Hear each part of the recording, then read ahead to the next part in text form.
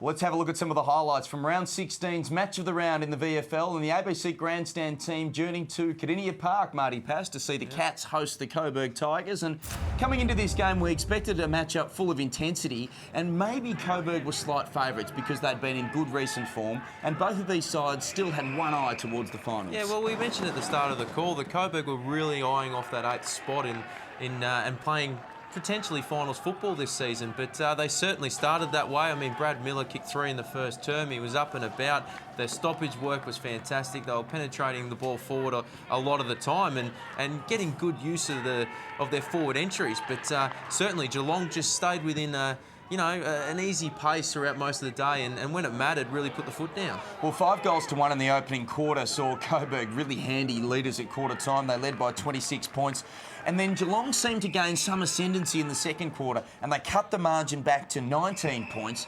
And then in the third quarter, once again, Geelong were continuing to claw their way back into the match. Yeah, we likened it to a boxing match, didn't we, in that third term, where they just kept within just enough of an arm's length, and then when they really needed to put the foot down and accelerate, particularly in that fourth quarter. But they had a lot of assistance, as we did mention, from Coburg's, undisciplined act, or acts, if you like, which resulted in probably 3 or 4 goals that were really, that shouldn't have happened. It shouldn't have occurred, and could have potentially told a different story at the end of the game. Well, we just saw the goal from Jordan Schroeder at 3-quarter time, which brought the margin back to 5 points. And the Cats did seem to have some of the running coming into the final term.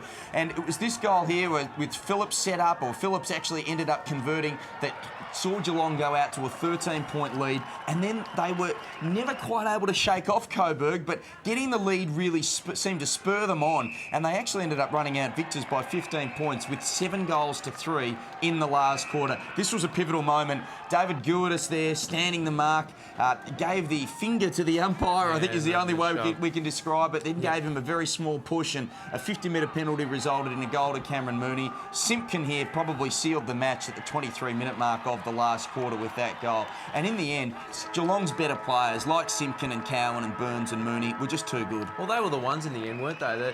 The use from their first, second, and probably their third-year players were really the difference in the end. They got a lot more value and a lot more out of those players than what Coburg did on the flip side. Well, as you can see there, Coburg led at every change by 26, 19, 5, and until the last change, Marty. They then did lose by 15 points, 15-9-99 to 12-12-84. And after the game, the Cats were thrilled to sing their theme song.